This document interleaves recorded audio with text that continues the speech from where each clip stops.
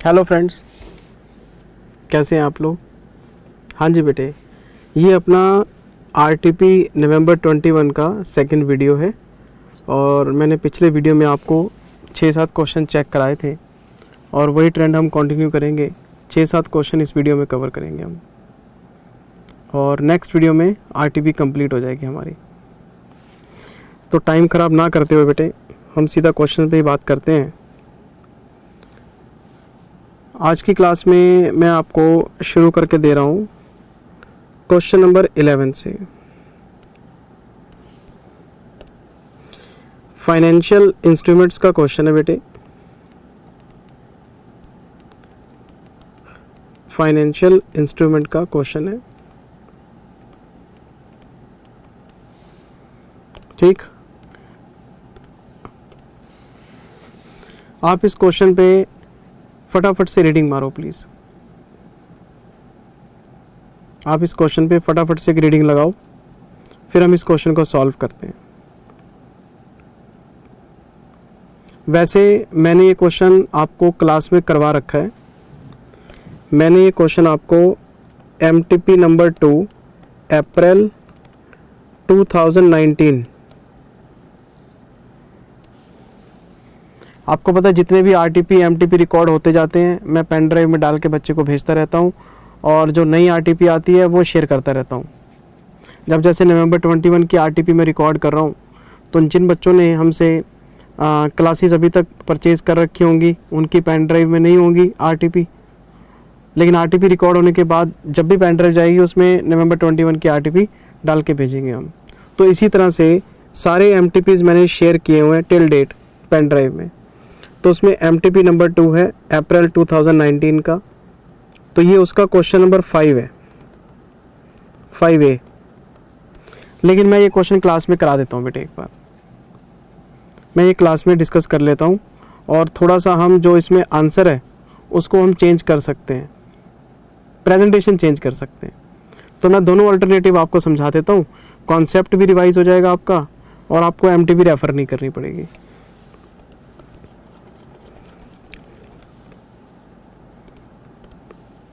फटाफट से बेटे क्वेश्चन के ऊपर एक नज़र मारो।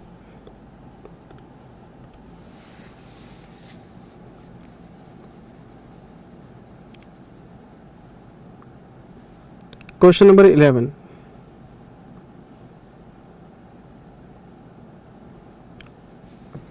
मैं अभी ज़्यादा प्रेशर देके बोल नहीं सकता है ना, नहीं तो इस ठंडी ठंडी परफॉर्मेंस में मज़ा नहीं है।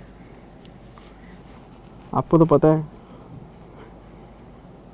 टीचर की आवाज़ में फ्लक्चुएशन ना हो, वेरिएशन ना हो, है ना, साउंड अप और डाउन ना हो, टीचिंग क्या।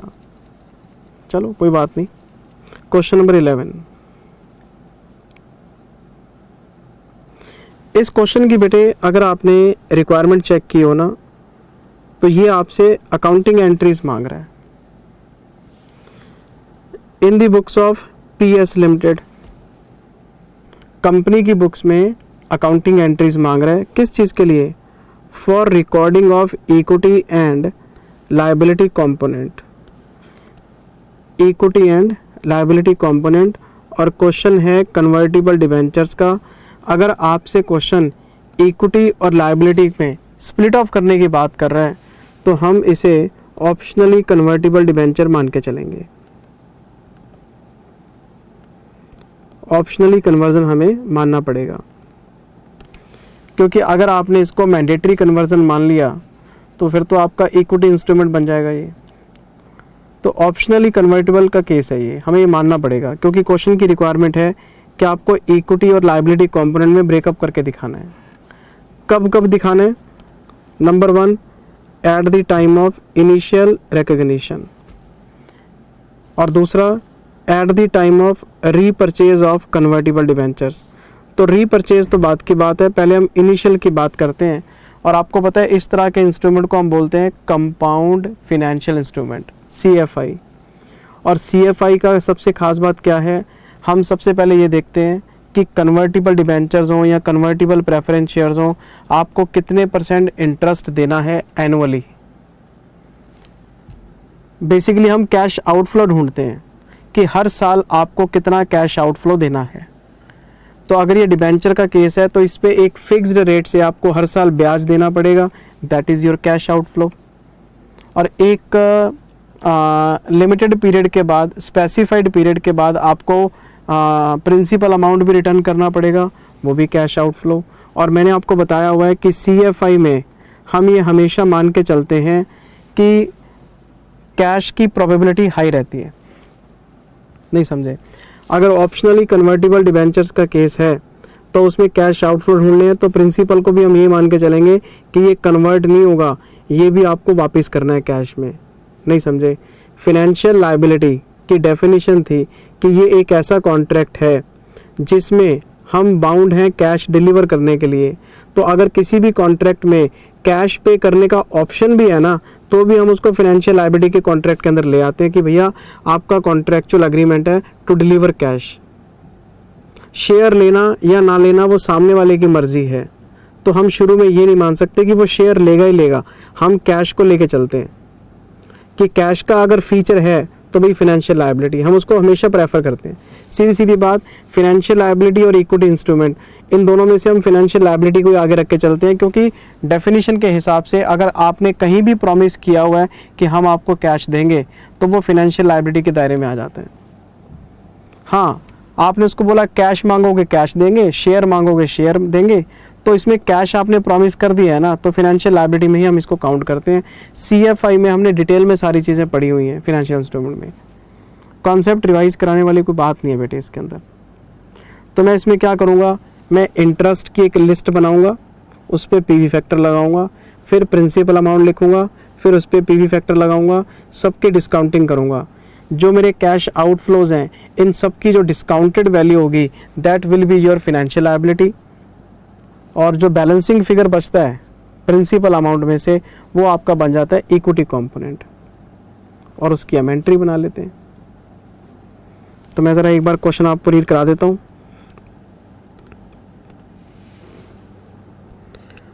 ऑन 1 अप्रैल X1, मैं डेट लिख लेता हूँ 1/4/X1, ठीक है जी। PS limited issued 6,009% convertible debentures with a face value of 100 rupees each. 6,000 debenture हैं, 100 रुपये का एक, 6 लाख के बनते हैं बेटे।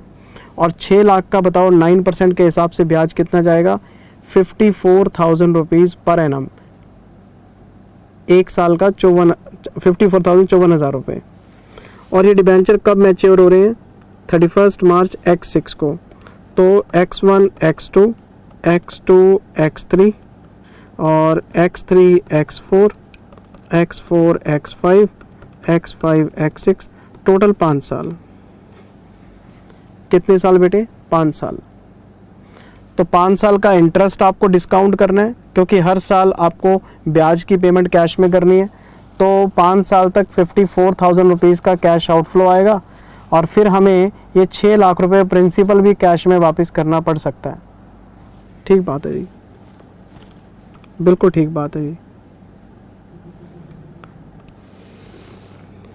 The debentures are convertible into equity shares of PS Limited at a conversion price of 105 per share। जो डिबेंचर्स हैं वो इक्विटी शेयर्स में कन्वर्ट हो जाएंगे और कन्वर्जन प्राइस रहेगा 105। और सबसे मुद्दे की बात यह है, इसमें कन्वर्जन रेशो नहीं है आपके पास। अगर इसमें हमें पता होता ना कि एक डिबेंचर के कितने इक्विटी शेयर बनेंगे, प्राइस भी फिक्स्ड है, कन्वर्जन रेशो भी फिक्स्ड है, फिर तो प्योरली इक्विटी इंस्ट्रूमेंट बन जाता, बस ब्याज को फाइनेंशियल लायबिलिटी मानते। अब यहाँ पे कन्वर्जन रेशो हमारी क्या है, मिसिंग है। प्राइस इन्होंने फिक्स कर दिया 105 रुपये का, लेकिन सर ये ऑप्शनली कन्वर्जन का केस है, क्योंकि क्वेश्चन की रिक्वायरमेंट के हिसाब से आपको आंसर सॉल्व करना पड़ेगा।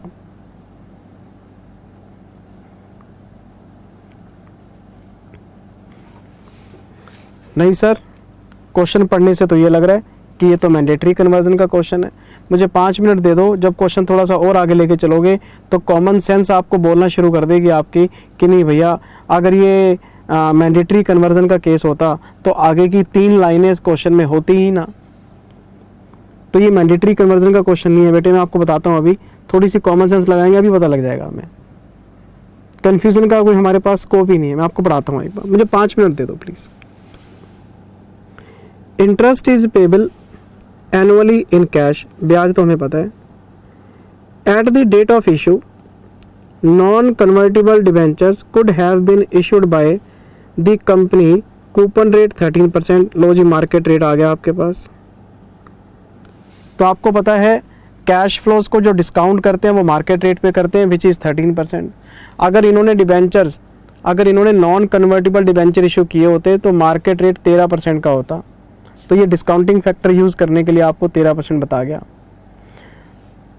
तो ब्याज हमने देना किस रेट पे है, 9% पे, लेकिन डिस्काउंट किस पे करेंगे, मार्केट रेट पे 13% पे, तभी तो फेयर वैल्यू आएगी। ये सारा क्वेश्चन पढ़ लिया आपने। मैं ज़रा क्वेश्चन आपको आगे चेक कराता हूँ, जिससे आपको पता लग जाएगा कि ये मैंडेटरी कन्वर्जन नहीं है, ऑप्शनली कन्वर्जन क्यों माना है हमने। On 1 April X4, X1, X2, X2, X3, X3, X4, 3 साल निकल गए सर। आफ्टर 3 ईयर्स 3 साल बाद क्या हुआ, the convertible debentures have a fair value of 630। Fair value कितनी बताई जा रही है, 630 की। अच्छा, PS Limited makes a tender offer to debenture holder to repurchase the debentures for ₹630 which the debenture holder accepted। यहाँ से घंटी बज जानी चाहिए। यहाँ पे कॉमन सेंस वाली बात है सर, यहाँ पे आपको सोचना चाहिए सर। क्या सोचना चाहिए, अगर ये डिबेंचर्स मैंडेटरीली कन्वर्टिबल होते हैं तो कंपनी कभी भी इनको रीपरचेज नहीं कर पाती। कंपनी ने 3 साल बाद ही डिबेंचर होल्डर को 630 दिए, डिबेंचर रिडीम कर दिए टाइम से पहले ही। डिबेंचर की लाइफ कितनी है, 5 साल, और कितने साल बाद रिडीम हो रहे हैं, 3 साल बाद। रीपरचेज का मतलब रिडीम करना, इसका मतलब ये मैंडेटरी कन्वर्टिबल था नहीं, ऑप्शनली कन्वर्टिबल था। तो 630 इन्होंने इनको पे कर दिया। अब आपको प्रॉब्लम क्या आएगी, जिस दिन हम डिबेंचर्स को रीपरचेज करेंगे, जिस दिन हम डिबेंचर्स को रीपरचेज करेंगे उस दिन हमें लॉस और प्रॉफिट ऑन रिडम्पशन निकालना पड़ेगा। कैसे, इनिशियली मैंने 2 कंपोनेंट बुक किए होंगे, एक लायबिलिटी कंपोनेंट, एक इक्विटी कंपोनेंट। तो जब मैं इनको रिडीम करूंगा और पेमेंट दे रहा हूँ 630, मेरी किताबों में इक्विटी कंपोनेंट और लायबिलिटी कंपोनेंट की कैरिंग अमाउंट कुछ और होगी, कैरिंग अमाउंट कुछ और है, पेमेंट मैं कुछ और करूंगा, तो लॉस और प्रॉफिट तो निकलेगा ही ना। तो वो लॉस और प्रॉफिट आपको निकालना है इसके अंदर। और इस लॉस प्रॉफिट के लिए मैं आपको 2 अल्टरनेटिव बताऊंगा, जो अल्टरनेटिव आपको ठीक लगे। एमटीपी में भी बताया था मैंने, यहाँ पे भी 2 अल्टरनेटिव बताऊंगा, जो ठीक लगे आप फॉलो कर लेना, एग्जाम में नंबर आपको मिल जाएंगे। ठीक है जी। और एक छोटी सी आपको मिस्टेक भी बताऊंगा कि आरटीपी में एक छोटी सी गलती भी कर रखी है इन्होंने। मेरा काम है बताना, मानना या ना मानना बच्चे की मर्जी है। मैं मिस्टेक को समझा दूंगा कि मिस्टेक कहाँ की हुई, इन्होंने आंसर चेक करा दूंगा आपको मैं अभी 5 मिनट में। क्वेश्चन कोई मुश्किल नहीं है, क्वेश्चन बहुत आसान है। मैं पहले क्या करूँगा, मैं इनिशियल रिकग्निशन करूँगा, कर लिया, फिर मैं लायबिलिटी कंपोनेंट का अकाउंट बनाऊंगा 3 साल का, ये पता करने के लिए कि at the end of 3rd year और in the beginning of 4th year मेरे पास डेट इंस्ट्रूमेंट की कैरिंग वैल्यू क्या है। इक्विटी कंपोनेंट तो चेंज होता नहीं, वो तो एज इट इज पड़ा रहेगा। डेट इंस्ट्रूमेंट में क्या होगा, 9% से ड्यू करूंगा, 13% से ड्यू करूंगा, 9% से पे ऑफ करूंगा, फिर 13% से ड्यू करूंगा, 9% से पे ऑफ करूंगा। ड्यू करेंगे मार्केट रेट पे करेंगे एक्चुअल रेट पे, तो कैरिंग वैल्यू निकाल लेंगे हम। पहला स्टेप इनिशियल रिकग्निशन करेंगे, दूसरा स्टेप 3 साल की अकाउंटिंग करेंगे लायबिलिटी कंपोनेंट में to find out the carrying amount of liability component at the end of 3rd year means in the beginning of 4th year. और फिर हम आएंगे तीसरे स्टेप में, रीपरचेज के ऊपर नफा नुकसान कितना हुआ, इस बात को हम चेक करेंगे। और उसके 2 अल्टरनेटिव मैंने आपको बताने हैं। मैं इस क्वेश्चन को सॉल्व करने जा रहा हूं बेटे। बेसिक मैंने आपको सारा समझा दिया एक बार, ये देखो आप।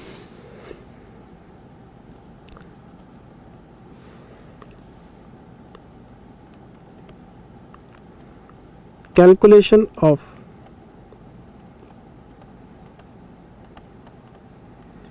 Equity and liability component.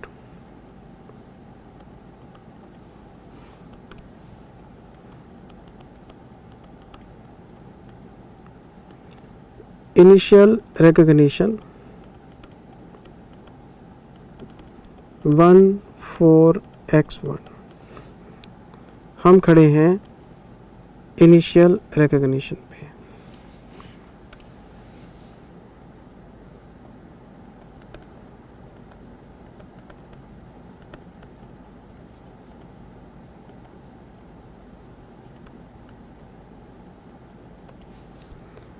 Liability component, सबसे पहले है interest at the rate of 9% on 6 lakh rupees,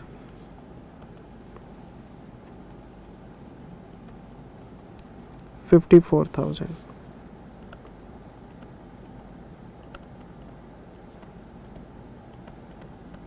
annuity factor at the rate of 13% for 5 years।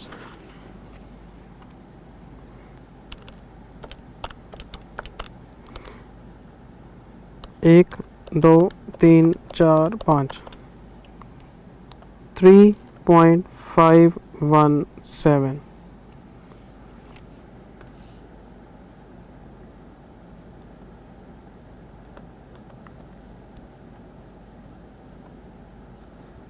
present value of interest payment,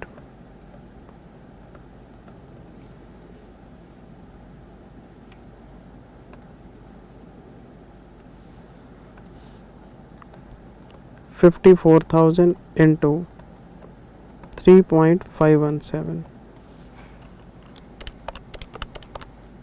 एक, दो, तीन, चार, पाँच, ठीक है जी। 3.517 इंटू 54,000, तो ये आ जाएगा बेटे 189,918। दूसरा हम लिखेंगे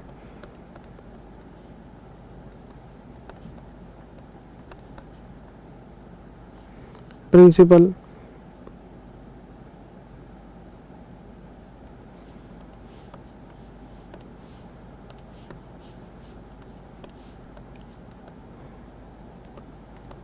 present value of principal amount to be repaid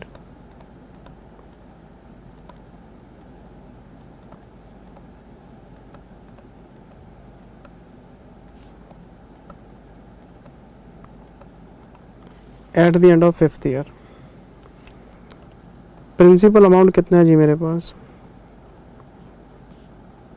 6 lakh रुपए। 1 2 3 4 5 0.543,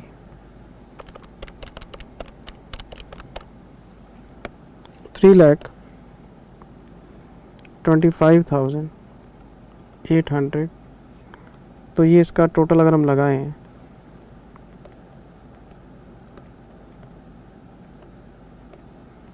लाइबिलिटी कंपोनेंट आ जाएगा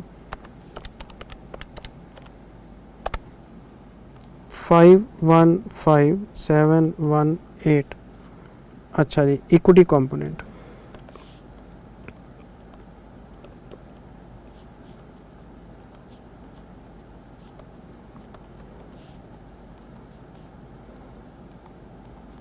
₹6 लाख के डिवेंचर्स हैं। 515,718 ये हमारा लाइबिलिटी कंपोनेंट है। तो इक्विटी कंपोनेंट आ जाएगा 84,282। और अगर इसकी एक एंट्री बनानी हो आपने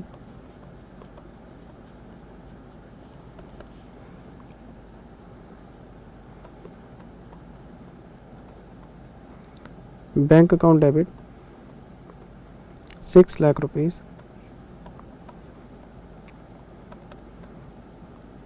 9% debentures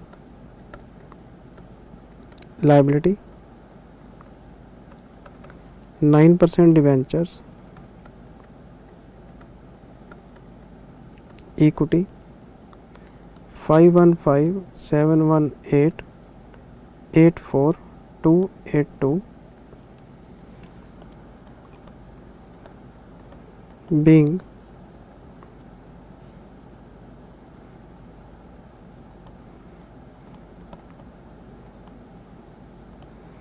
optionally convertible debentures issued.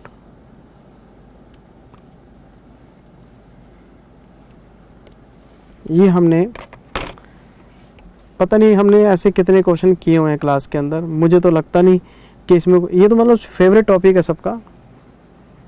Cash outflow की लिस्ट बनानी है, डिस्काउंटिंग करनी है और 2 ब्रेकअप कर देने हैं।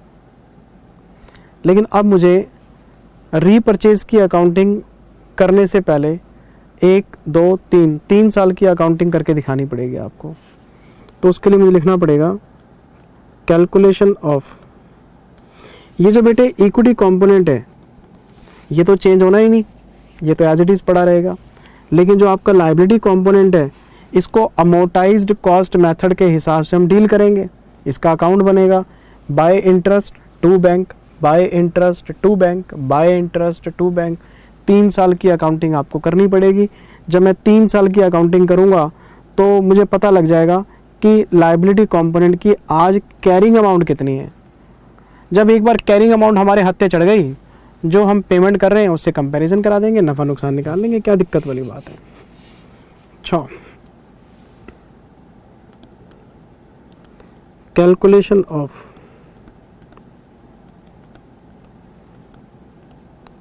कैरिंग अमाउंट ऑफ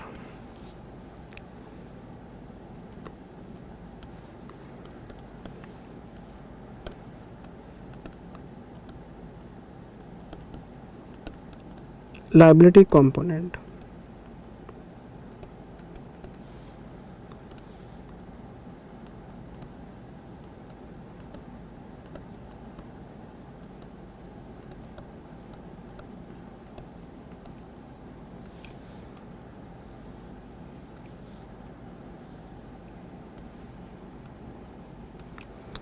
इसके लिए हमें लिखना पड़ेगा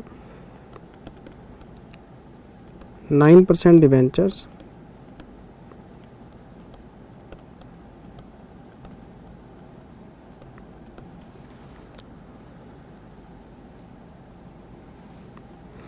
स्टेटमेंट बनाना चाहो स्टेटमेंट बना लो, अकाउंट बनाना चाहो अकाउंट बना लो। हमने तो कैरिंग अमाउंट पे आना है जी। ये है 14x1 बाय बैंक, 5,15,718 रुपये। 31 मार्च x2 bye interest,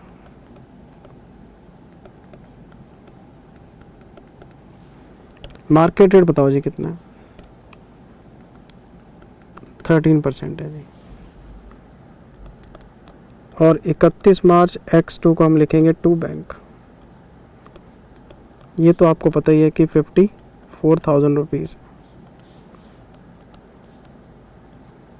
to balance CD।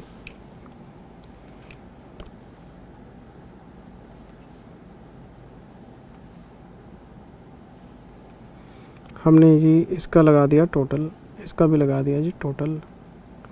फिर हम इसे नेक्स्ट ईयर की स्टार्टिंग में ले आएंगे।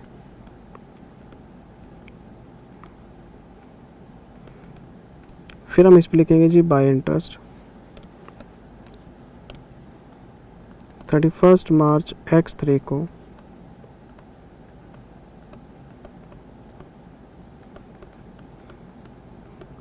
मार्केट रेट से ड्यू करेंगे, लेकिन पेमेंट करेंगे एक्चुअल रेट से टू बैंक। वही 54,000 रुपीज़ है to balance CD।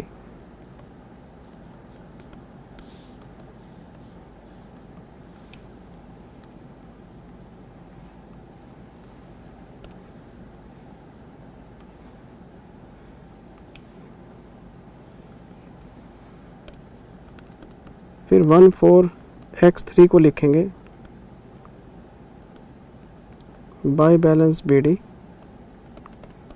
31 March x4 को लिखेंगे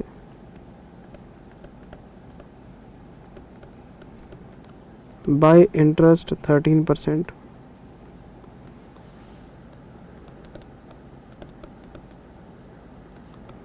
टू बैंक वही 54,000 रुपीज़ है और टू बैलेंस CD।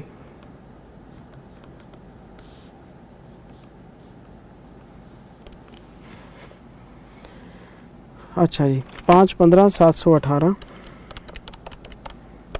इसका 13%। 67043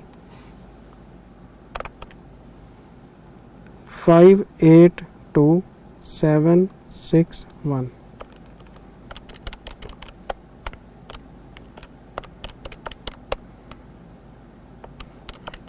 ये आ जाएगा जी 528761 बैलेंसिंग फिगर। ठीक है जी, ये आगे चला जाएगा 528761 करो जी इसका 13%। 68739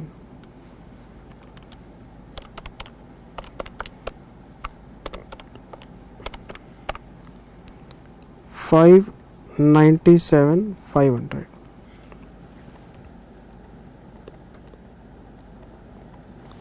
माइनस करेंगे जी 54,000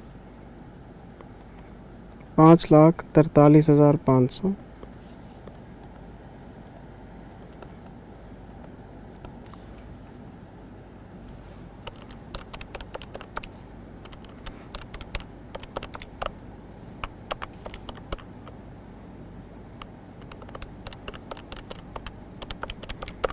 ठीक है जी, ये 5,43,500 फिर आगे जाएंगे हम इसका करेंगे 13%। 70655 614,155 माइनस करेंगे जी 54,000 तो आ जाएगा 560,155 बैलेंसिंग फिगर। ये कैरिंग अमाउंट है सर। ये किस चीज़ की कैरिंग अमाउंट आ गई है? ये आ गई है डेट इंस्ट्रूमेंट की, है ना। अच्छा, मतलब 5,60,155 तो मेरे पास ये पड़े हैं। 82,000 नहीं 84,282 ये हमारा इक्विटी कंपोनेंट है। इसका टोटल लगाया हमने 84,282 644,437 और हम इसको पेमेंट कितनी कर रहे हैं? हम इसको पेमेंट कर रहे हैं 630 की। ये हमारे पास कैरिंग अमाउंट है, ये हम पेमेंट कर रहे हैं तो बाकी प्रॉफिट हो गया क्योंकि पेमेंट कम जा रही है। देने हैं 644 के आसपास, दे रहे हैं 630 तो बाकी है प्रॉफिट ऑन सेटलमेंट। मैंने इस आंसर को बड़े ही प्यार से शॉर्टकट में निपटा दिया। ये ऑल्टरनेटिव 1 है, ऑल्टरनेटिव 2 भी है। पहले आप एक बार 1 नोट करो प्रेजेंटेशन के लिए, लास्ट में आंसर सेम ही आना आपका।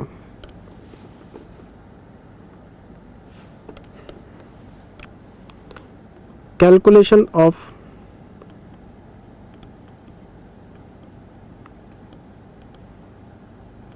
प्रॉफिट और लॉस ऑन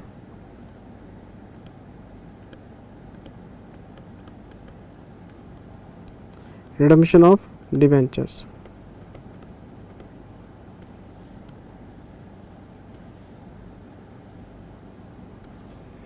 अगर आपने पेमेंट कैश में नहीं की होती और आपने डिबेंचर के शेयर बनाए होते तो हम 5 साल की अकाउंटिंग करते लायबिलिटी कंपोनेंट की और 5वें साल के एंड में जो कैरिंग अमाउंट आती है उसके शेयर बना देते 105 रुपये के हिसाब से, और हम एंट्री पास कर रहे होते debenture account debit to share capital.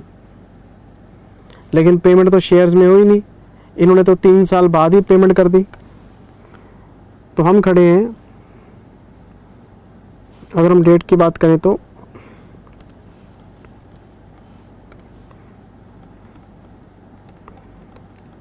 हम खड़े हैं इस डेट को, आफ्टर 3 ईयर्स। तो ये हमारे पास है ऑल्टरनेटिव 1। जो ऑल्टरनेटिव आपको ठीक लगे एग्जाम में फॉलो कर लेना। हम इसकी जर्नल एंट्री बनाएंगे।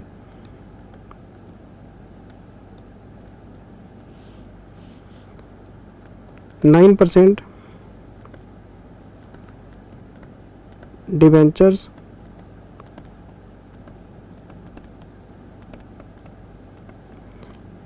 Liability debit, 9% debentures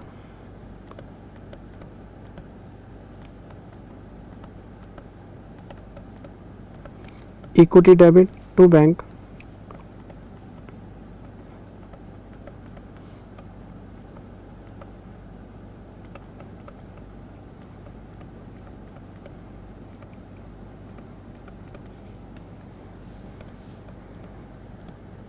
being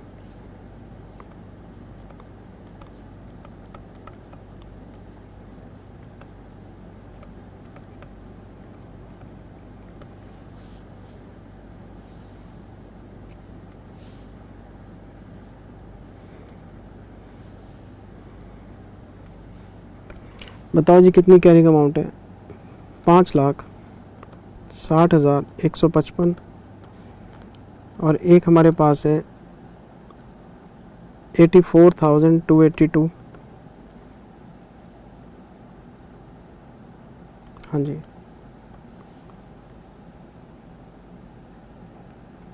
payment कितनी है? 6,30,000। बाकी डिफरेंस निकाल लो।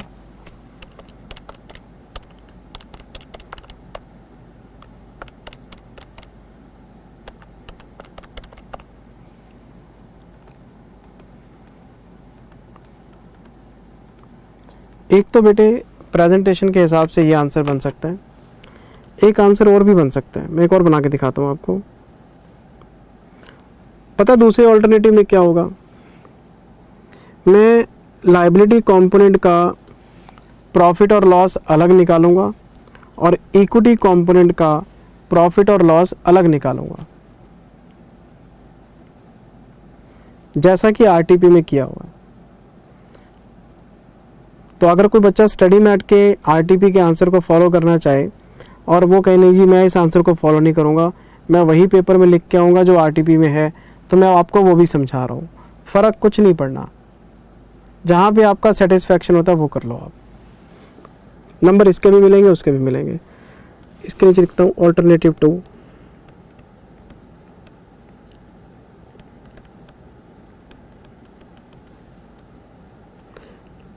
अब इसके लिए मुझे क्या करना पड़ेगा? क्वेश्चन में वापस आना पड़ेगा। एक बार मुझे क्वेश्चन में वापस आना पड़ेगा।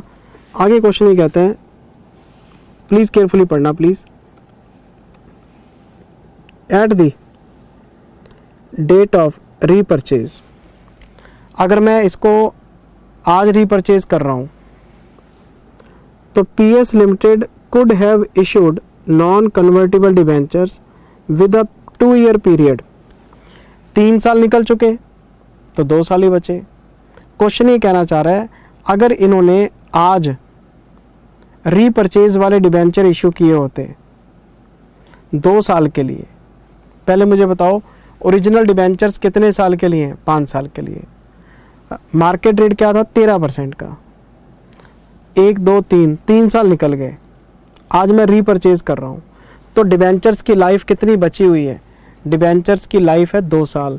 तो ये कहते हैं अगर आपने सिमिलर डिबेंचर 2 साल के लिए इशू किए होते तो आज इसका मार्केट रेट होता 10% का। इसका क्या फ़ायदा है? फ़ायदा ये है कि अगर मैं 2 साल के डिबेंचर्स की लायबिलिटी कंपोनेंट की वैल्यू निकालूं 10% से, तो मैं 630 का ब्रेकअप निकाल सकता हूं। मुझे बताओ आज मेरी फेयर वैल्यू कितनी है? आज है 630। तो 630 का ब्रेकअप किया जा सकता है लायबिलिटी कंपोनेंट में, इक्विटी कंपोनेंट में। मैंने डिबेंचर 5 साल पहले इशू किए थे 6 लाख रुपए वाले, और 13% पे मैंने उसको स्प्लिट ऑफ किया था। लेकिन अगर मैं आज डिबेंचर 10% के मार्केट रेट पे इशू करूं तो मैं 6.30 को भी स्प्लिट ऑफ कर सकता हूं। इससे फ़र्क क्या पड़ेगा, आपकी जो फेयर वैल्यू है वो 2 हिस्सों में टूट जाएगी। आपको पता लग जाएगा लायबिलिटी कंपोनेंट की कितनी फेयर वैल्यू है, इक्विटी कंपोनेंट की कितनी फेयर वैल्यू है। तो हम करेंगे क्या, लायबिलिटी कंपोनेंट की फेयर वैल्यू का लायबिलिटी कंपोनेंट की कैरिंग अमाउंट से कंपैरिजन करा देंगे, उसका अलग नफ़ा नुकसान, इसका अलग नफ़ा नुकसान। ओवरऑल देखोगे वही आएगा जो ऑल्टरनेटिव 1 में था। प्रेजेंटेशन का डिफरेंस है।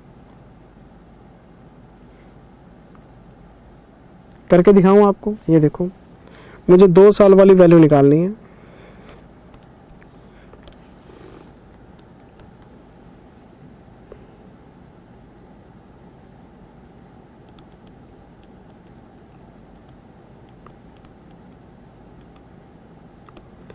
Apportionment of fair value into liability and equity component at the rate of 10%। मैं फेयर वैल्यू को 2 टुकड़ों में बांट के देखना चाहता हूं। सबसे पहले है लायबिलिटी कंपोनेंट।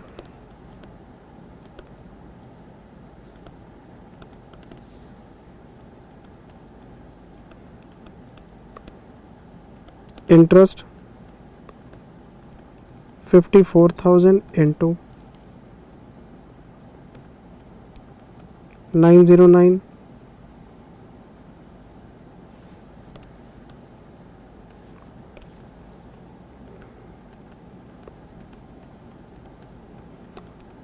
909 प्लस 826। दूसरा है प्रिंसिपल,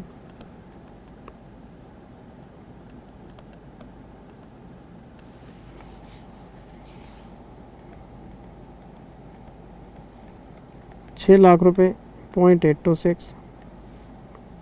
बताओ जी लायबिलिटी कंपोनेंट कितना आ गया।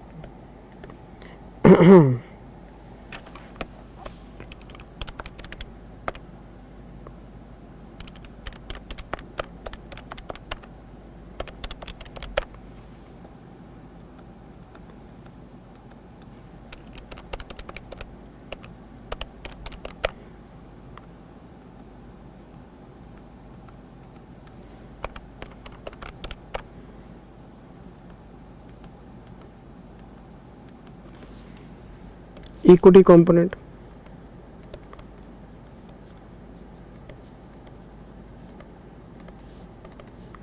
आज की फेयर वैल्यू कितनी है, 36। उसमें से कैश आउटफ्लो कितने हैं, ये कैश आउटफ्लो है आपके। ये हमारी आज की फेयर वैल्यू है, ये कैश फ्लोज की डिस्काउंटिंग है। बाकी इक्विटी कंपोनेंट हो जाएगा 40,710 रुपये का। अब क्या होगा, अब होगी journal entry.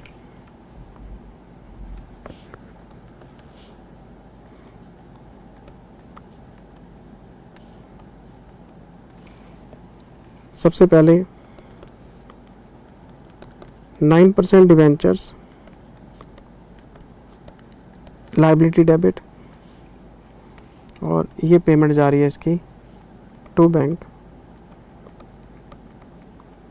589290।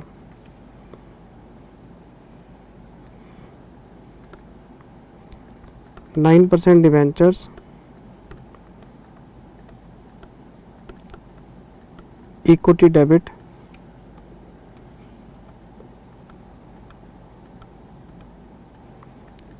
To bank to profit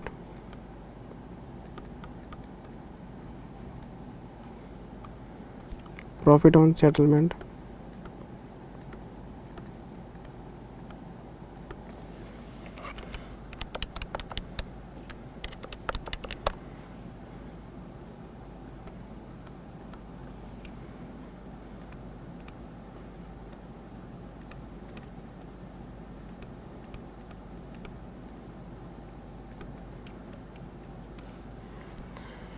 debentures repurchased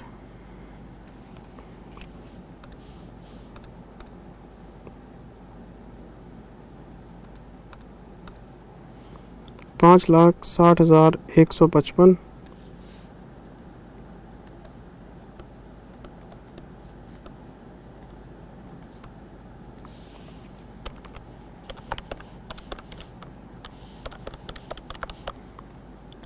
29,135 balancing figure being debentures repurchased। अगर हम ओवरऑल बात करें तो 29,135 का तो लॉस है, 43,572 का प्रॉफिट है, तो 14,437 रुपये ओवरऑल तरीके से मिलेंगे आपको। यही हमने यहाँ पे निकाले थे। ये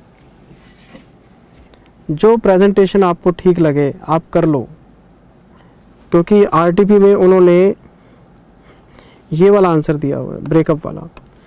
लायबिलिटी कंपोनेंट का नफ़ा नुकसान अलग निकाला हुआ है और इक्विटी कंपोनेंट का नफ़ा नुकसान अलग निकाला हुआ है। आपको जो ठीक लगे आप कर लो, कोई चक्कर वाली बात नहीं है। और अगर मैं आपको इसका आंसर दिखाऊं तो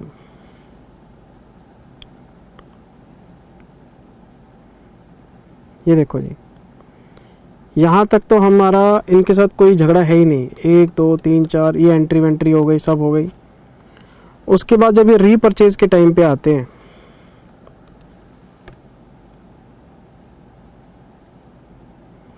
तो ये इन्होंने अलग अलग कैलकुलेशंस किए हुए हैं। ये लायबिलिटी कंपोनेंट है आपका और ये इक्विटी कंपोनेंट है।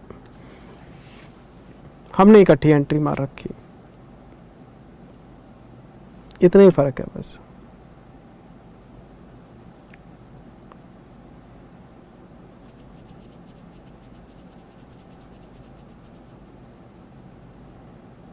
चले जी आगे, दोनों आंसर समझा दिए मैंने आपको। चले आगे, चलो। ये हमारा फिनेंशियल इंस्ट्रूमेंट का क्वेश्चन था। वैसे हमने किया हुआ है क्लास में, MTP 2 में कराया था मैंने आपको। फिर मैं आपको लेके आ रहा हूँ जी क्वेश्चन नंबर 13 में IND AS 105।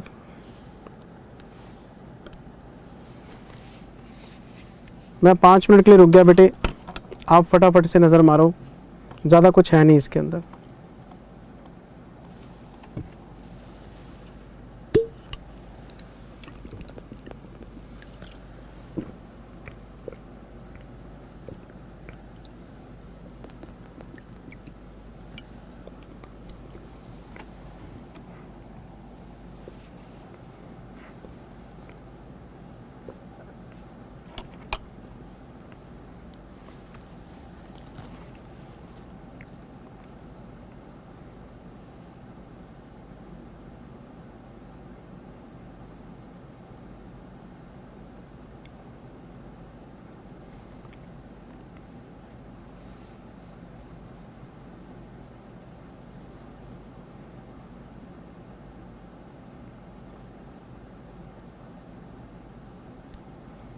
IND AS 105 non current assets held for cell. कुछ कंडीशन होती हैं। अगर आप किसी भी नॉन करंट एसेट को, चाहे वो आपका PPE है, चाहे वो आपका इंटेंजिबल है, चाहे आप डिस्पोजल ग्रुप की बात करें, पहली कंडीशन क्या थी उसमें? पहली कंडीशन क्या थी? आप किसी भी एसेट को हेल्ड फॉर सेल बनाना चाहते हैं तो सेल हाईली प्रोबेबल होनी चाहिए और आपकी जो एसेट है वो रेडी फॉर सेल होनी चाहिए। कस्टमर आएगा, आप उसको एसेट डिलीवर करने के लिए तैयार बैठे हो, कोई उसमें बीच में रिस्ट्रिक्शन नहीं है। हेल्ड फॉर सेल का मतलब यही है कि आप अपनी एसेट को बेचने के लिए तैयार बैठे हैं। आप कोई कंडीशन नहीं लगा रहे कि मैं पहले ये कर लूँ फिर दे दूंगा आपको। मैं कंडीशन नहीं लग सकती उसके ऊपर। सेल हाईली प्रोबेबल होनी चाहिए और एक आपकी एसेट रेडी फॉर सेल होनी चाहिए। फिर वो आगे 4-5 कंडीशन और भी थी कि आपने ये प्रोसेस शुरू कर दिया है, आपका प्राइस रीजनेबल होना चाहिए, आप कस्टमर से ठीक ढंग से बातचीत कर, वो अलग बातें हैं सारी। प्राइमा फेसी हम दो ही बातों पे चर्चा करते हैं, सेल हाईली प्रोबेबल होनी चाहिए, एसेट रेडी फॉर सेल होनी चाहिए। और एसेट रेडी फॉर सेल कब नहीं होती उसके भी मैंने आपको बड़े सारे एग्जांपल दिए थे। पहला एग्जांपल, आप किसी मशीन को बेचना चाहते हैं लेकिन कुछ ऑर्डर्स पेंडिंग पड़े हैं पुराने, तो आपने बायर को बोला कि मैं पहले अपने पुराने ऑर्डर कंप्लीट कर लूँ, उसके बाद आप इस मशीन को ले जाना। तो हमसे पूछा गया था कि बताओ ये हेल्ड फॉर सेल की कैटेगरी में आएगा। हमने बोला था नहीं जी, ये हेल्ड फॉर सेल नहीं है, क्योंकि पहले आप ऑर्डर कंप्लीट करेंगे, it will take time, it means कि your asset is not ready for sale. Ready for sale का मतलब आप एसेट को हैंड ओवर करने की पोजीशन में हैं। एक एग्जांपल और भी दिया गया था कि अगर आप किसी प्रॉपर्टी को बेचना चाहते हैं लेकिन आपने उसको बोला कि मैं पहले रेनोवेशन कराऊंगा, रेनोवेशन करने के बाद इसकी कंडीशन सुधरेगी, प्राइस बढ़ेगा, अच्छे पैसे मिलेंगे, तो रेनोवेशन के बाद बेचूंगा, तो फिर ये रेडी फॉर सेल की कैटेगरी में नहीं आएगा। फिर हमने एक एक्सेप्शन भी क्लास में डिस्कस किया था कि मान लो हमने कोई बिल्डिंग बेचनी है, हमारा उसके अंदर सेटअप लगा हुआ है, हमने बायर के साथ डील कर ली, लेकिन हमने बायर को रिक्वेस्ट की है कि जी हम अपनी बिल्डिंग खाली कर देंगे, आप मुझे 15-20 दिन महीने का टाइम दो। और हमने पता किया तो ये 15-20 दिन महीना नेचुरल है, ऐसे होता ही है, इतना लगता ही है, ये कस्टमरी प्रैक्टिस है। मतलब हमारी सेल को होल्ड करने की कोई इंटेंशन नहीं है, मतलब चीज़ों को शिफ्ट करने में। मान लो आपने कोई प्रॉपर्टी लेट आउट की हुई है और आप उसे बेचना चाहते हैं, तो आपका बायर कहता है प्रॉपर्टी खाली कराओ। हमने बायर को बोला जी ये 15-20 दिन महीने में चला जाएगा, ये कस्टमरी प्रैक्टिस है। मेरी बात आप समझ रहे हैं ना? ये बातें हमने सारी क्लास में डिस्कस की हुई हैं। उसी चीज़ के ऊपर एक बेसिक सा क्वेश्चन, आसान सा क्वेश्चन, बच्चा क्वेश्चन उठा के आपको पकड़ा दिया आरटीपी में। जब आप इसको पढ़ेंगे आप खुश हो जाएंगे। ये देखिए, on 28th of Feb X1 entity X is committed to following plans। Date पढ़ो जरा, क्या है? 28 फरवरी X1। इसका मतलब ये आपसे पूछेगा जरूर कि 31 मार्च X1 को क्या माने, हेल्ड फॉर सेल माने कि ना माने। देख लेते हैं, आओ। To sell a property after completion of certain renovations to increase its value prior to selling it. The renovations are expected to be completed within a short span of 2 months. पहली बात, 31 मार्च तक आते आते 1 महीना निकल गया और 31 मार्च के बाद भी 1 महीना आप इसको नहीं बेच सकते, क्योंकि 28 फरवरी को आपने रेनोवेशन का काम चालू किया है। मुझे एक बात बताओ, 31 मार्च को आप डिसाइड कर रहे हो कि आपकी एसेट हेल्ड फॉर सेल है या नहीं है, तो मुझे 31 मार्च को खड़े होकर बताओ कि आपकी जो प्रॉपर्टी रेनोवेशन में गई है उस रेनोवेशन का रीज़न क्या है? To increase its value. इसका मतलब आपकी जो एसेट है वो हेल्ड फॉर सेल है ही नहीं, क्योंकि ये आपका डिलीवरी करने की पोजीशन में तो है नहीं। और ये ज़रूरी थोड़ा ना कि रेनोवेशन 1 महीने में पूरा हो जाएगा आपका। तो जिस एसेट को आप वैल्यू इंक्रीज करने के लिए रेनोवेट कर रहे हैं, हम इसको हेल्ड फॉर सेल नहीं मान सकते, क्योंकि कंडीशंस को पूरा नहीं कर रही। लेकिन एक और केस है हमारे पास, to sell a commercial building to a buyer after the occupant vacates the building। एक किराएदार बैठा है जी बिल्डिंग में, वो खाली कर देगा, हम बेच देंगे। The time required for vacating the building is usual and customary for the sale of such commercial property। और इस तरह की प्रॉपर्टी में जो टाइम लग रहा है वो नॉर्मल लगता ही है, कस्टमरी प्रैक्टिस है, तो ये एक्सेप्शन में आ गया। तो अगर आपकी प्रॉपर्टी खाली नहीं भी है लेकिन ये कस्टमरी प्रैक्टिस में खाली हो जाएगी तो कोई दिक्कत नहीं है, हम इसको रेडी फॉर सेल मानेंगे, मतलब ये हेल्ड फॉर सेल क्लासीफाई हो सकता है। The entity consider the sale to be highly probable. ठीक है, अब हमसे क्वेश्चन पूछ रहा है, can the above mentioned properties and commercial building be classified as non current assets held for sale at the reporting date? First का answer है no, second का आंसर है यस। आंसर मैं आपको चेक करा देता हूँ। ये तो क्लास में किए हुए क्वेश्चन है सर, कुछ है ही नहीं इसके अंदर। ये देखो आप,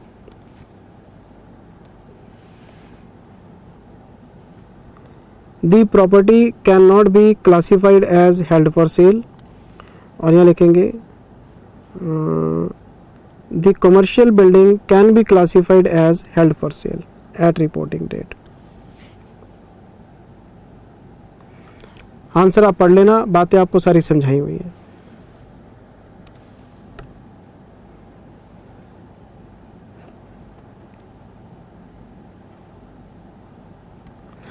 इसके बाद मैं आपको लेके आ रहा हूं जी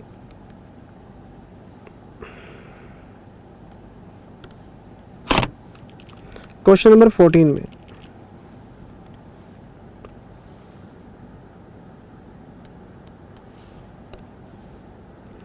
ये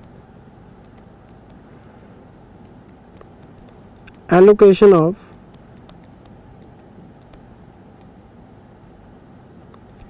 ट्रांजैक्शन प्राइस का क्वेश्चन है। Allocation of transaction price. वैसे बेटे ये जो क्वेश्चन है ना, ये मैंने क्लास में कराया हुआ है। आप क्वेश्चन नंबर 49 क्लास बुक का रेफर कर लेना।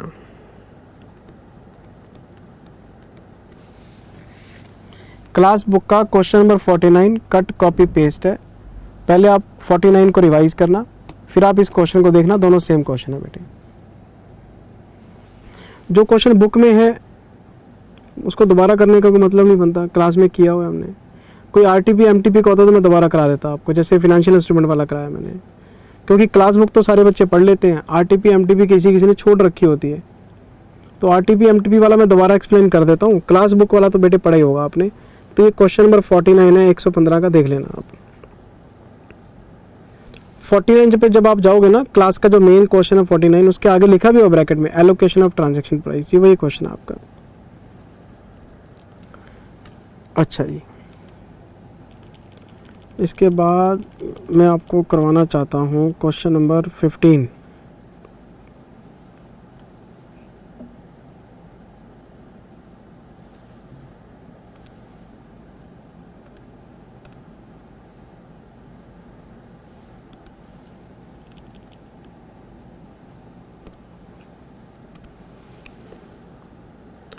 वन 109 113 15 का फर्स्ट पार्ट। इस बार की आरटीपी में इंडेस 113 के 2 बार क्वेश्चन लिखे हुए हैं, तो इस बार के पेपर में चांसेस हैं कि इंडेस 113 का क्वेश्चन आ जाए। देख लेना बेटे आप, क्वेश्चन आसान है, क्वेश्चन में कुछ नहीं है। ये देखो आप, आपसे शेयर्स की वैल्यूएशन कराएगा। Entity A owns 250 ordinary shares. किसी भी बच्चे को क्वेश्चन पढ़ने के लिए टाइम चाहिए, मुझे पॉज करके नीचे डिस्क्रिप्शन में आरटीपी का लिंक दिया हुआ है, तो प्लीज़ आप क्वेश्चन पढ़ लें अपना आराम से, फिर मुझे सुन लें। मैं क्वेश्चन स्टार्ट करता हूँ बेटे। Entity A owns 250 ordinary shares, ordinary shares equity shares 250 share खरीदे in company XYZ an unquoted company. Entity A ने एक अनलिस्टेड कंपनी के 250 शेयर खरीदे हैं। तो अनलिस्टेड कंपनी का जो मार्केट प्राइस पर शेयर है वो तो मार्केट में दिखता ही नहीं, तो शेयर्स की वैल्यूएशन करने में दिक्कत आ सकती है आपको। अगर तो कोई लिस्टेड कंपनी है तो स्टॉक मार्केट से प्राइस पता लग ही जाता है, हम NSE BSE से रेफर कर लेते हैं। पर ये तो अनलिस्टेड कंपनी है, 250 शेयर हैं, इसका प्राइस कैसे पता लगेगा। Company XYZ has a total share capital of 5,000 shares with a nominal value of 10। Company के पास टोटल 5,000 शेयर हैं। अगर उनके पास 5,000 हैं तो 5,000 में से 250 मेरे पास हैं, तो 5% ही तो हुए। तो मैंने उस कंपनी का 5% स्टेक खरीदा है। ठीक है, यहाँ तक तो बात समझ में आ रही है। Entity XYZ after tax maintainable profits are estimated 70,000 per year. आपने प्राइस अर्निंग रेशियो का एक फॉर्मूला पढ़ा होगा इंटर लेवल पे भी, मार्केट प्राइस अपॉन ईपीएस। अगर मैं आपको पी रेशियो बता दूं, आपको मैं ईपीएस बता दूं, तो क्या मार्केट प्राइस नहीं निकाल सकते हम? बस ये फॉर्मूला लगाना है, मार्केट प्राइस निकालना है। तो ईपीएस कैसे निकलेगी? अगर कोई कंपनी 70,000 रुपये कमा रही है और उस कंपनी के पास 5,000 शेयर्स हैं, तो उस कंपनी का ईपीएस कितना आ जाएगा? 14। अच्छा, आगे क्वेश्चन क्या कहते हैं? An appropriate price earning ratio from the published industry data is 15। लो जी, पी रेशियो आपकी 15 है, तो 15 is equal to market price upon 14। तो मार्केट प्राइस कितना आ गया? Into 15 to 10। अगर कंपनी लिस्टेड होती तो स्टॉक मार्केट से पता कर लेते, अनलिस्टेड है तो ऐसे निकाल लिया। लेकिन क्वेश्चन में कंडीशन है बेटे, अगर आपने पढ़ी हो तो। ये जो प्राइस अर्निंग रेशियो 15 बता रहे हैं ना, ये कह रहे हैं बिफोर है लैक ऑफ मार्केटेबिलिटी एडजस्टमेंट। ये जो प्राइस अर्निंग रेशियो है 15, ये बिफोर एडजस्टमेंट है। मतलब इनको लगता है कि प्राइस अर्निंग रेशियो में एडजस्टमेंट चाहिए।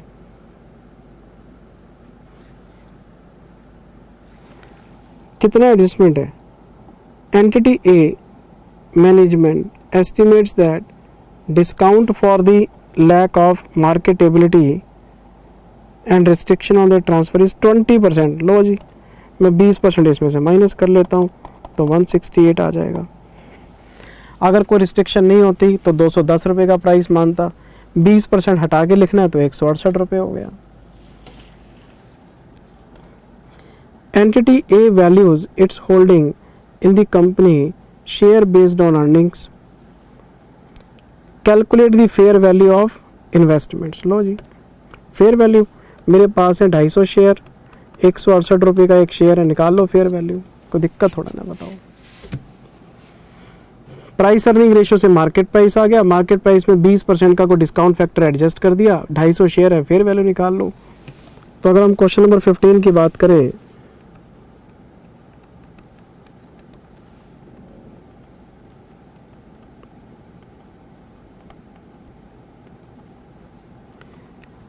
calculation of fair value of shares.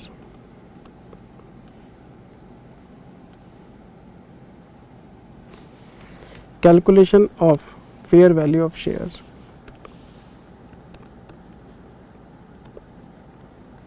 EPS.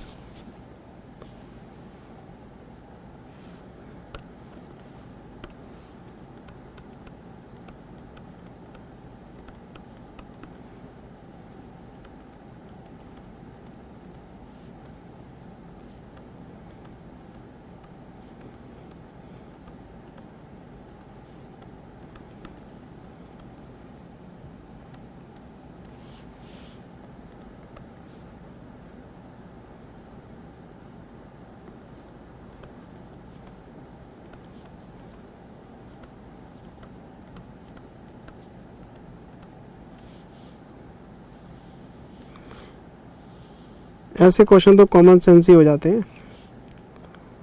तो price earning ratio, market price upon EPS.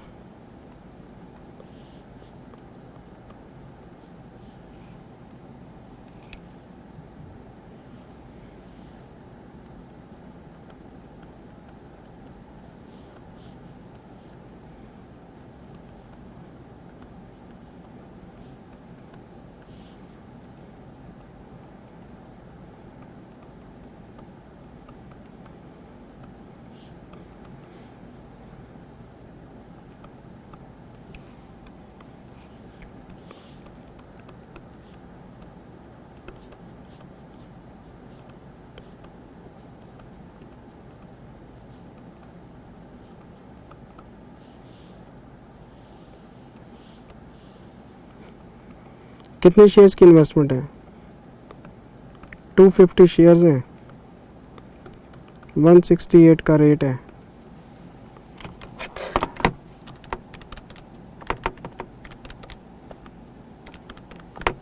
₹42,000 के शेयर्स हैं। शेयर्स की फेयर वैल्यू बना दी हमने। अच्छा, अभी क्वेश्चन नंबर 15 का दूसरा पार्ट भी है, वो भी हमें देखना पड़ेगा। सेकंड पार्ट पे आ जाओ।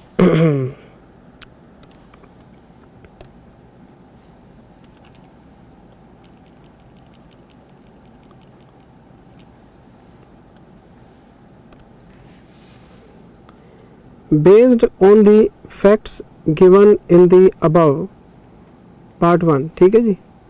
assume that company A estimates the fair value of the shares using a net asset valuation technique। ये कहते हैं पी रेशो का फंडा छोड़ो, अर्निंग बेसिस पे छोड़ो, आप ऐसा करो XYZ कंपनी की बैलेंस शीट लो और उस कंपनी की नेट एसेट्स निकाल लो और उन नेट एसेट्स को डिवाइड करो उसके नंबर ऑफ शेयर से, तो हमें पता लग जाएगा कि एक शेयर की बैलेंस शीट वैल्यूएशन क्या है। अभी हमने किसको बेस बनाया था? अर्निंग को। कहते नहीं, अर्निंग को बेस मत बनाओ, तो कोई बात नहीं, वैल्यूएशन टेक्निक चेंज करना चाहते हैं। The value of XYZ net assets including those recognized in balance sheet, those are not recognized is 850, 8.5 lakh. अच्छा, कहते बताओ शेयर्स की वैल्यू क्या है? तो पहले 8.5 लेंगे, इसको डिवाइड करेंगे 5000 शेयर से, तो ये आ जाएगा 170 रुपये। 170 को गुना करेंगे 250 शेयर से, लो जी 42,500 आ गया, आंसर आ गया। उसके नेट एसेट्स लो, उसको नंबर ऑफ शेयर से डिवाइड करो, एक शेयर की वैल्यू आ गई, 250 से मल्टीप्लाई कर लो।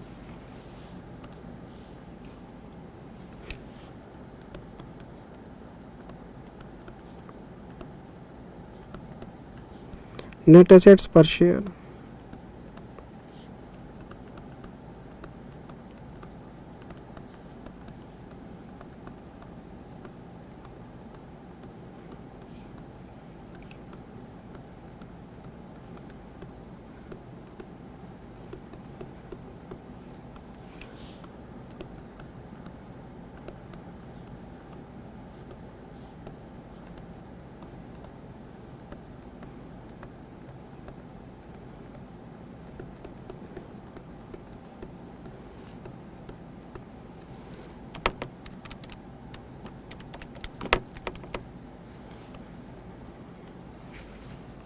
क्वेश्चन खत्म हो गया जी। आसान क्वेश्चन बिल्कुल।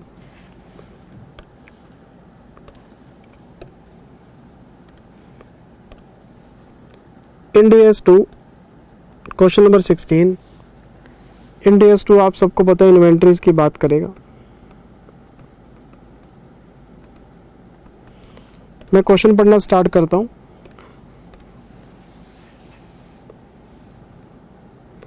Whether the following costs should be considered while computing the NRV of the inventories।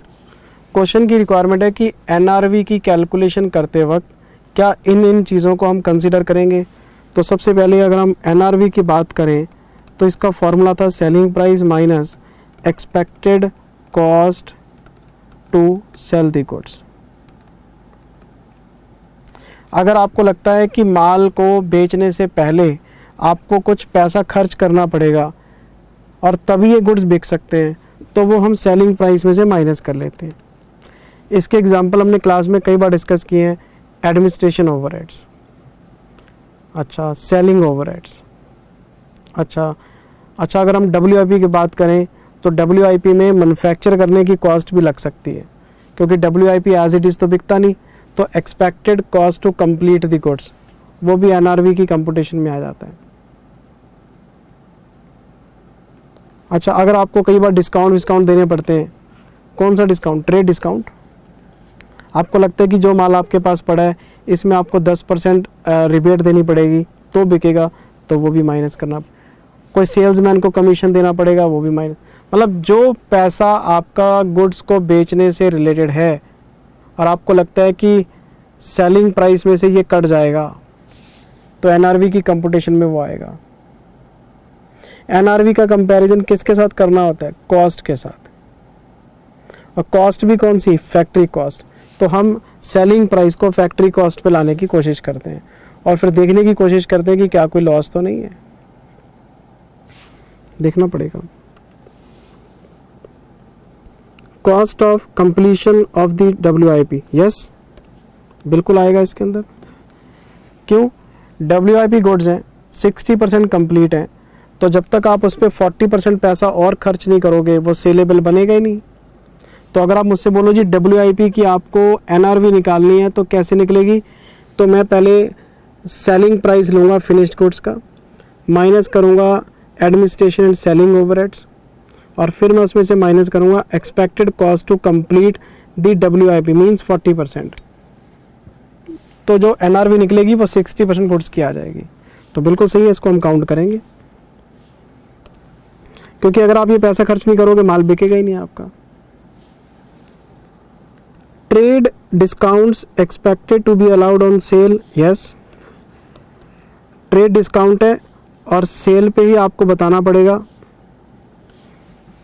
तो एक तरह से सेलिंग ओवरहेड आपका। तो ट्रेड डिस्काउंट सेल के टाइम पे ऑफर करना पड़ता है आपको, तो NRV की कंप्यूटेशन में आपको लेना पड़ेगा। लेकिन तीसरा हमें बताया जा रहा है cash discount. Cash discount expected to be allowed for prompt payment, no ये नहीं आएगा। क्यों? कैश डिस्काउंट कभी भी सेल के लिए इनकर नहीं होता, ये तो कलेक्शन के लिए इनकर होता है। हम चाहते हैं कि हमारा पैसा टाइम से हमारी जेब में आ जाए, तो हम कुछ एक्स्ट्रा डिस्काउंट ऑफर कर देते हैं कि 1 महीने में पैसा दे दो आपको डिस्काउंट और दे देंगे।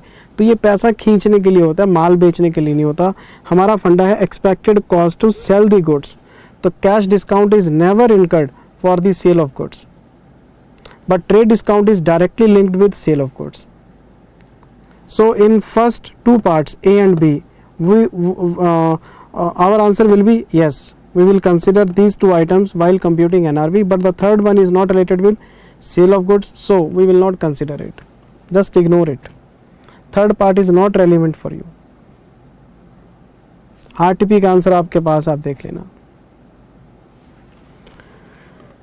अच्छा जी, फिर हमारे पास है जी इंड AS 8, इंड AS 34। ये क्वेश्चन मैंने चेक किया था बेटे, ये हमारा इंड AS 8 क्लास बुक का क्वेश्चन नंबर 9 और क्वेश्चन नंबर 10 के ऊपर है। ये आपको खुद रेफर करना पड़ेगा, क्लास में डिस्कस हुआ क्वेश्चन है, RTP MTP का नहीं है, क्लास बुक का है। ये होता क्या ना, इंटरिम फाइनेंशियल रिपोर्टिंग करते हुए पता लगता है कि कुछ एरर्स थे पहले, तो उन एरर्स को कैसे हम डिस्क्लोज करेंगे उस चीज़ का डिस्कशन है। तो क्लास बुक के ये 2 क्वेश्चन आप खुद रिवाइज करोगे तो कॉन्सेप्ट रिवाइज हो जाएगा आपका। ठीक है जी, आज मैंने शायद आपको 6 क्वेश्चन करवा दिए, बस जो इसमें जो 5-6 क्वेश्चन रह गए हैं वो अगले वीडियो में करा दूंगा आपको। Thank you very much, take care, bye bye, God bless you, love you all, bye bye, love you, bye bye.